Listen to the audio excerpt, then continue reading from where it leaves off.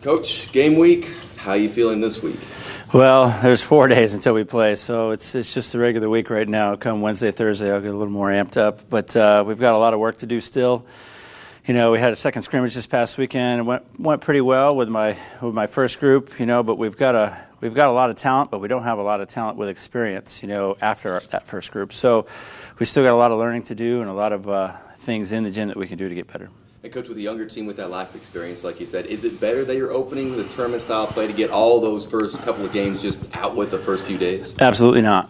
You know, you don't have any time in between to correct those errors. You know, and all 4 of these matches are regional matches, so they're all important. They all have postseason implications. So, no, everybody's kind of in the same boat, though. We're not the only team that's playing first this weekend. Everybody is. So, we're just going to work hard and keep working to prepare and get more consistent. And preparing, can you prepare for each team that you face with it being so fast and back-to-back games? A little. You know, we have to count on what we do on our side more than what the other teams are doing on their side. And everybody's kind of in the same boat. You don't get a chance to scout. You don't have any tape. You know, teams are very different from what they were the year before. You know, we played Regis in our last weekend last year, but they're a brand-new team. So you can't really count on what they were last year, and everybody's going to be a little bit better. So. Coach, are you going to be leaning on your seniors like Mallory and Breen to help lead through this kind of hectic season opener? Yeah, for sure. You know, I think Breen and Mallory are probably 2 of the best pins, not just in our conference and region, but probably in the country. You know, a combined effort, a 1-2 punch, and you know, you put Abby on the other pin, and you know, but we're going to have a freshman setter on the court a lot, and so. That player, you know, we've got to make her better. You know, usually you want your setter to make your players better, but as a player that's coming in and trying to learn our system, we've got to help her. We've got to make that transition easier for her. You know, just kind of what did you like the most about what you were seeing, you know, after that first practice? Well, we have everybody back from last year's team except one girl, and they're younger kids, but you could tell the excitement of being back and knowing what's going on. I think they're going to approach it a little bit differently. What are you looking to expect when you go out there to McMurray there, Coach? Well, McMurray's just a litmus test for us. We're just kind of using it as a kind of a measuring stick of where we are coming out of the summer. It's only a 5-kilometer for the men and the women, so we're going to use it as a practice and like I said, a measuring stick. With that much experience coming back, Coach, is it good to see that you don't have to acclimate them or let them know about what Lone Star Conference competition is like, and are they more hungry for even more success this year? Yes, I think they are more hungry, and it is nice having all those people back. They learned from some good leaders last year, and I'm surprised and pleasantly surprised with how some of the kids that are upperclassmen this year have taken that role. Having all your guys back and having the underclassmen, seeing Devitt be able to come back, what is he going to bring to this team? Oh, Devitt's going to bring, well, talent for one. That's the biggest thing. But he's got that extra year under his belt, and he knows what to expect. And I think he's going to take that talent and use it a little more this year. How reassuring is it for you having a fifth-year senior like Claudia Ramirez come back and be able to lead the women? That's huge because on our women's side, we only have one other girl with any cross-country collegiate experience, so her leading us is gonna help out a lot in that aspect. Well, I think we're starting to get a little bit more healthy, so that's good. You know, we got to see a different thing this last Saturday, a different system that we played against, so I think we've had some good preparation. I think that we've got some tired legs still a little bit. We need to, hopefully the girls are recovering today. Is the first day off in a couple weeks, so hopefully we'll be ready to go this Friday up in Colorado Springs. Do you like playing at home a little bit more this year? Yeah, we'd rather play at home. I mean, it's nice to just get out of bed and go to the field and have the conditions that we're used to. But yeah, we play 4 of the first 6 games away. We'll go to Colorado Springs, then we come back, play 2 home games on the 9th and 11th against Fort Lewis and New Mexico Highlands. Then we go back to Gunnison, play Western State and Colorado Mesa. So still a lot of traveling.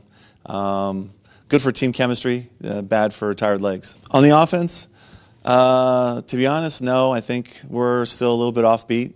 You know, hopefully that will get synced up soon. But right now, yeah, we're still off, you know, on the final pass. And not to say that that's not to be expected, but it's taken a little bit longer than I thought it would, just considering how many returners we have. But we do also have a lot of new players. So getting the reps over and over and over, when you're sharing those reps between so many more players, it is a little bit more difficult to kind of get in sync. With all those new players, especially two from Spain, is it interesting to get them to tell them about this kind of level of play here that you guys will be facing here pretty soon, and how have they done just adjusting and meshing with the veteran players here? I think that our girls from Spain have done pretty well. I think that it is a big difference for them because in Spain they have a very defined role. So an attacking player is attacking, creating, and then if they lose the ball, they just leave it for somebody else to win. And so for us, we don't really play that way, where they have to work a little bit. So to have that mindset of immediate transition, it's kind of hard. We've had 2 weeks to impact the 18 to 20 years that they've had building that habit. So it will get better. But overall, I think I'm pleased with just their general technical ability and the habits that they bring in. You talked about just not worrying about the preseason polls and all that, but now that game time's around, have they been able to keep that tunnel vision and stay away from all that? Yeah, I think so. I think that they're not, thinking too much about last season. I think that some of the older players probably a little bit just because, our seniors, for example, there's a big group, 7 of them. So they're looking at it in a different way. The freshmen come in and, they're like, well, we're going to play forever. And our seniors kind of have a little bit more grasp on the fact that they've got this last season and that's it. So every game that goes by is an opportunity to either make the most of or let slip away. And so they've kind of got to make sure that they're on the front foot going forward all the time. First off, just how good are you feeling, about the team here going into the first game on Thursday? Well, I mean, obviously there's a lot of excitement. Our kids have been here since August 10th and just pounding away on each other. So just knowing that our game's coming up in a couple days on Thursday, there's been a lot more excitement at practice, and our kids know that we're just around the corner. And so you see the enthusiasm in practice, and which adds a little bit more intensity, and so that's always good to see.